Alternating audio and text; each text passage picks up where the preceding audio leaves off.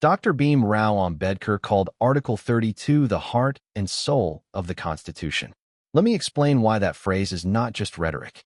You can write the most beautiful list of rights in any document. Right to equality, right to freedom, right to dignity, right to life. But if there is no mechanism to enforce those rights in a court of law, they are just words. Pretty words, perhaps inspiring words, but ultimately just ink on paper. The moment the state violates them, you have nothing. Article 32 is that enforcement mechanism. It is the guarantee that your rights are real. It says every person has the right to move the Supreme Court directly for enforcement of their fundamental rights. And the Supreme Court cannot refuse to hear you if your fundamental right is prima facie violated. Article 32 is itself a fundamental right. This creates a beautiful legal certainty. Your right to approach the Supreme Court to enforce your rights is itself a right that cannot be taken away. The Supreme Court has the power under Article 32 to issue 5 kinds of orders called writs. These writs are the tools through which courts enforce rights against the state. Let us understand each writ clearly. Writ number 1 is habeas corpus. The Latin phrase means you have the body. When a person is illegally detained without any legal justification, a court can issue this writ. It orders the authority holding the person to produce them before the court and explain the legal basis for the detention. If there is no legal basis, the person is released. What is unique about habeas corpus? It can be issued against private individuals too. If your employer illegally confines you, habeas corpus can be invoked. All other writs go only against public bodies. Writ number 2 is mandamus. This word means we command. Mandamus is issued to a public authority or public official ordering them to perform a legal duty they have refused or failed to perform. If a government office is refusing to process your application despite having a legal duty to do so, mandamus can compel them. Critical points about mandamus. It cannot be issued against the president or the governor. It cannot be issued against a private individual or body. It cannot be issued to direct a court to decide a case in a particular way. It is only for public bodies with a clear legal duty. Writ number 3 is prohibition. When an inferior court or tribunal is acting outside its jurisdiction or is about to act outside its jurisdiction, a superior court can issue prohibition to stop it. The key is that prohibition is issued before the inferior court has made its decision. Prohibition is preventive. It stops the wrong from happening. Writ number 4 is certiorari. This means to be informed. When an inferior court or tribunal has already made a decision that is beyond its jurisdiction, or when there has been an error of law on the face of the record, a superior court can issue certiorari to quash that decision. Certiorari comes after the decision. It corrects the wrong.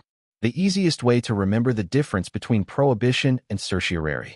Prohibition is preventive before the decision. Certiorari is corrective after the decision. Both apply to inferior courts and tribunals. Both require jurisdictional error or error of law. Writ number 5 is quo warranto. This asks by what authority you hold your public office. When someone is holding a public office without legal authority or qualification, any interested person, not just an aggrieved party, can file for quo warranto to challenge that person's right to hold the office.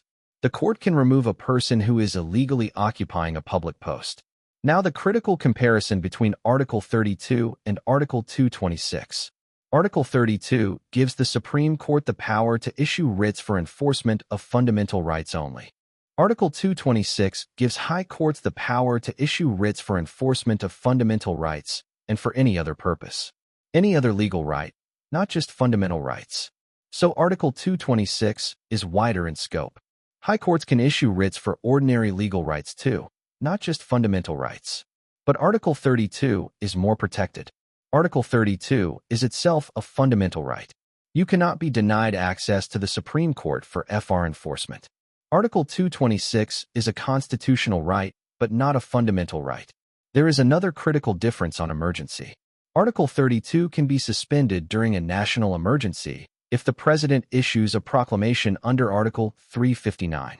But Article 226 cannot be suspended even during an emergency. So even when the Supreme Court's FR jurisdiction is suspended, the high courts can still entertain petitions. Now your MCQ. Which of the following correctly distinguishes the writ of prohibition from the writ of certiorari? Option 1. Prohibition is issued against inferior courts after they have already made an erroneous decision, while certiorari is issued before they decide to prevent jurisdictional excess. Option 2. Prohibition is preventive and is issued before an inferior court makes a decision to stop it from exceeding jurisdiction, while certiorari is corrective and is issued after an erroneous decision to quash it. Option 3. Prohibition can be issued against private individuals, while certiorari is limited to courts and tribunals. Option 4. Both prohibition and certiorari operate identically, but are issued by different levels of courts. Think carefully. The correct answer is option 2. Prohibition is issued before the inferior court makes its decision to prevent it from exceeding jurisdiction. It is preventive. Certiorari is issued after the inferior court has made a decision to quash that erroneous decision. It is corrective. Option 1 reverses the two. Options 3 and 4 are incorrect descriptions of both writs.